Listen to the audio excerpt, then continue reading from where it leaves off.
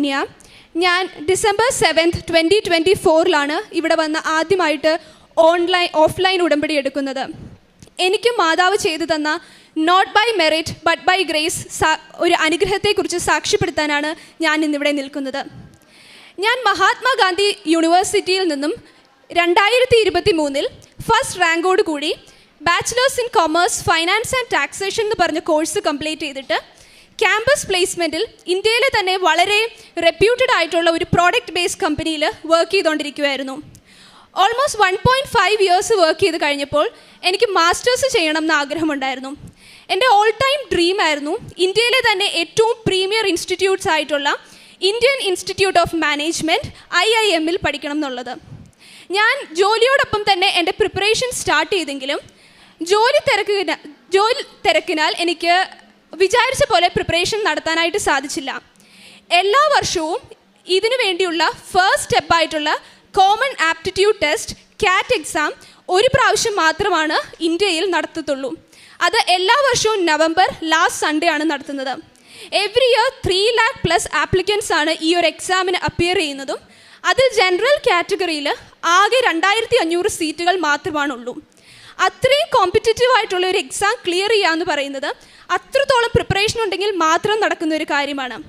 ഞാൻ ആഗ്രഹിച്ചതുപോലെ പ്രിപ്പറേഷൻ നടക്കാത്തത് കൊണ്ട് തന്നെ എക്സാം എഴുതാനായിട്ട് എനിക്ക് യാതൊരു കോൺഫിഡൻസും ഇല്ലായിരുന്നു. അതുകൊണ്ട് തന്നെ ഈ കൊല്ലം എഴുതുന്നില്ല, നെക്സ്റ്റ് ഇയർ അപ്പിയർ ചെയ്യുന്നുള്ളതെന്ന് ഞാൻ ഉറച്ചു തീരുമാനിച്ചിരുന്നു. അങ്ങനെ ഇരിക്കുമ്പോഴാണ് എൻ്റെ അമ്മ 2019 തൊട്ട് ഇവിടെ ഉടമ്പടി എടുത്തിട്ടുള്ളതാണ്. നെക്സ്റ്റ് ടേമായിട്ട് ഉടമ്പടി പുതുക്കാനായിട്ട് നവംബറിൽ ഇവിടെ വരികയും അതിലൊരു നിയോഗം എനിക്ക് ഈ കൊല്ലം തന്നെ CAT ക്ലിയർ ചെയ്ത് ഞാൻ ആഗ്രഹിക്കുന്ന IIM കിട്ടണമെന്നും എഴുതി. അങ്ങനെ അമ്മ വന്ന് എന്നോട് ഓൺലൈനായിട്ട് ഉടമ്പടി എടുക്കാൻ പറയുകയും ഞാൻ ഓൺലൈനായിട്ട് ഉടമ്പടി എടുത്ത് എല്ലാ കാര്യങ്ങളും വളരെ പെർട്ടിക്കുലർ ആൻഡ് റിലീജിയസ് ആയിട്ട് ചെയ്യുവാനും ആരംഭിച്ചു. ആൻഡ് ലാസ്റ്റ് 2 വീക്സിന് ഞാൻ കൂടുതലും പ്രാർത്ഥിക്കുകയായിരുന്നു ചെയ്തത്. ബിക്കോസ് ആ ലാസ്റ്റ് 2 വീക്സിനുള്ളിൽ എനിക്ക് കൂടുതലായിട്ട് ഒരു പുതിയ ടോപ്പിക്സോ ഒന്നും പഠിക്കാൻ സാധിക്കില്ലായിരുന്നു. കൂടുതൽ സാക്ഷ്യങ്ങൾ കേട്ടു. എന്നെപ്പോലെ പല പല അൺകൺട്രോളബിൾ സിറ്റുവേഷൻസ് കാരണം പ്രിപ്പറേഷൻ ചെയ്യാൻ സാധിക്കാതെ IELTSും OETയും അതുപോലെ തന്നെ ജർമ്മൻ ലാംഗ്വേജ് എക്സാംസ് ഒക്കെ ക്ലിയർ ചെയ്ത ഒരുപാട് കുട്ടികളുടെ സാക്ഷ്യം ഞാൻ കേട്ടു. ഈ 2 വീക്സ് പ്രാർത്ഥിക്കുമ്പോഴും ഞാൻ എപ്പോഴും മാതാവിനോട് പ്രാർത്ഥിച്ചു, ഈ കുട്ടികൾ പറയുന്ന പോലെ തന്നെ കൃപാസനത്തിൽ ഒരുപാട് അടയാളങ്ങൾ സാധിക്കുന്നത് പോലെ തന്നെ എനിക്കും എക്സാമിൻ്റെ അന്ന് മാതാവ് അടയാളങ്ങൾ കാണിച്ചു തരണം.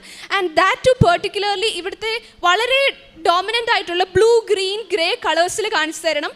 ഓൾസോ മാതാവ് പ്രതീക്ഷപ്പെട്ട ദിവസമായ December 7th ആ 7 എന്നുള്ള നമ്പർ എനിക്ക് ലഭിക്കുന്ന കമ്പ്യൂട്ടറിൽ ഒരു ഡിജിറ്റ് എങ്കിലും 7 എന്ന് പറഞ്ഞ നമ്പർ ആയിരിക്കണം എന്ന് ഞാൻ പ്രാർത്ഥിച്ചു.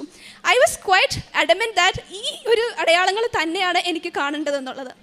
അങ്ങനെ CAT എക്സാമിൻ്റെ ദിവസമായി 24th November ഒരു സൺഡേ ആയിരുന്നു. ചെന്നൈയിലായിരുന്നു സെൻറ്റർ. ഞാൻ എക്സാമിന് സെൻറ്ററിൽ പോയി ഇവിടുത്തെ തൈലവും അതുപോലെ തന്നെ ഉപ്പും ഉപയോഗിച്ച് ഞാൻ സെൻറ്ററിൽ ചെന്നു. എനിക്ക് ആദ്യം കിട്ടിയ ഇൻവിജിലേറ്റർ തന്നെ ബ്ലൂ കളർ ഷർട്ട് ഇട്ട ഒരു സാറായിരുന്നു.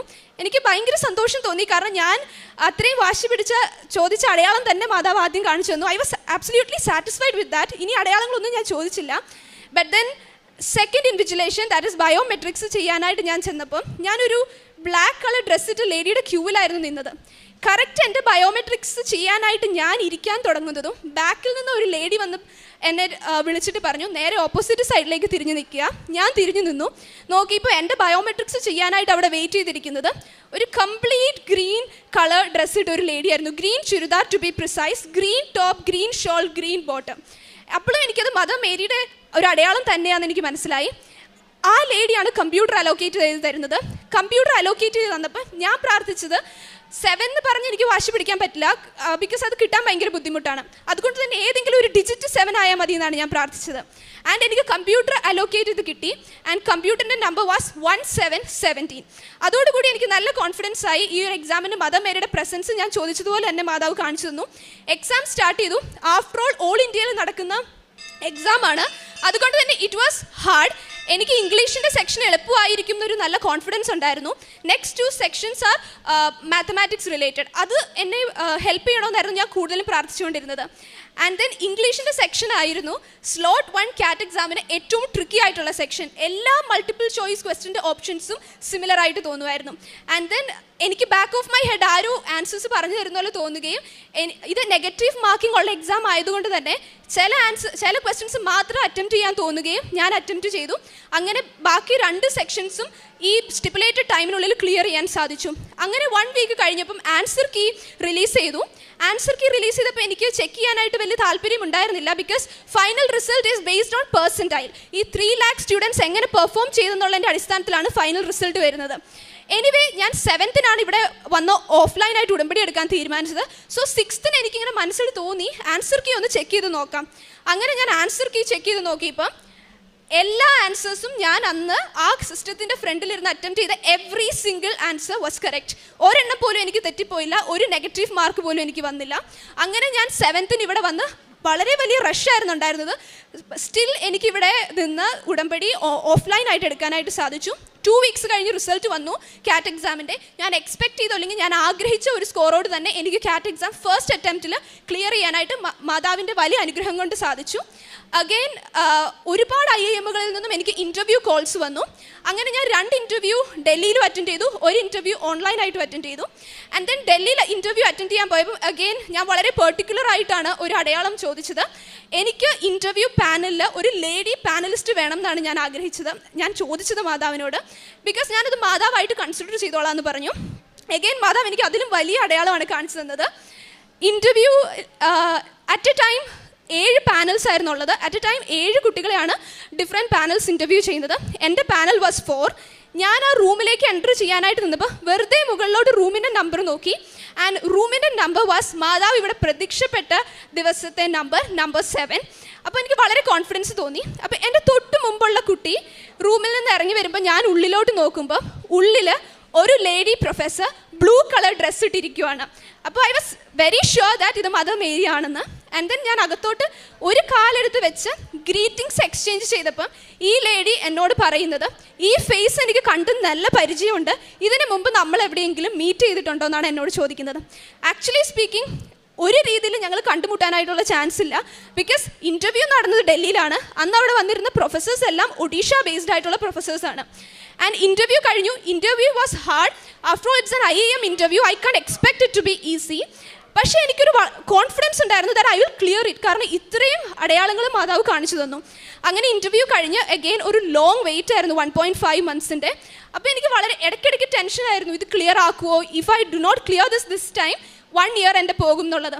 അങ്ങനെ ഇരിക്കുമ്പോൾ ഒരു ദിവസം മാതാവ് എനിക്ക് സ്വപ്നത്തിൽ കാണിച്ചു തന്നു IIMൻ്റെ മെറിറ്റ് ലിസ്റ്റ് വരുന്നതും അതിൽ 2ാമതായിട്ട് എൻ്റെ പേര് കിടക്കുന്നതുമായിട്ട് ഞാനൊരു സ്വപ്നം കണ്ടു. ഇത് ഏത് IIM ആണെന്നൊന്നും സ്വപ്നത്തിൽ കാണാൻ സാധിച്ചില്ല. അത് കഴിഞ്ഞ് 1.5 months കഴിഞ്ഞപ്പോൾ 2 IIMകളുടെ റിസൾട്ട്, ഞാൻ അറ്റൻഡ് ചെയ്ത 2 IIMകളുടെ റിസൾട്ടും വന്നു. വെയിറ്റിംഗ് ലിസ്റ്റിൽ പോലും കിടക്കാതെ ഫസ്റ്റ് മെറിറ്റ് ലിസ്റ്റിൽ തന്നെയാണ് മാതാവ് എനിക്ക് ഞാൻ ആഗ്രഹിച്ച IIMൽ അഡ്മിഷൻ തന്നത്. ഞാൻ ഒരു IIMൽ അഡ്മിഷൻ കിട്ടണമെന്ന് ആഗ്രഹിച്ചാണ് ഇവിടെ വന്ന് ഉടമ്പടി എടുത്തത്. വളരെ സ്പെസിഫിക് ആയിട്ടൊരു IIMൻ്റെ 21 IIMs ആണ് ഇന്ത്യയിലുള്ളത്. വളരെ സ്പെസിഫിക് ആയിട്ടൊരു IIMൻ്റെ പേരും ഇവിടെ ഇട്ടിട്ടുണ്ടായിരുന്നു.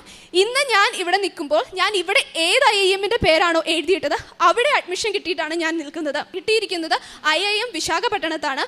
ഒരു IIM ആഗ്രഹിച്ച് എനിക്ക് 2 IIMലാണ് ഇന്ന് മാതാവ് അഡ്മിഷൻ തന്നിരിക്കുന്നത്.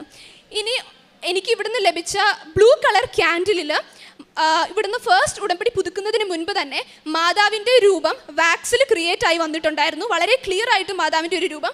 ഇറ്റ് ടുക്ക് നിയർലി 2 weeks അത് കംപ്ലീറ്റ് ആയിട്ട് മാതാവിൻ്റെ രൂപമായിട്ട് ഫോമായി വരാനായിട്ട്.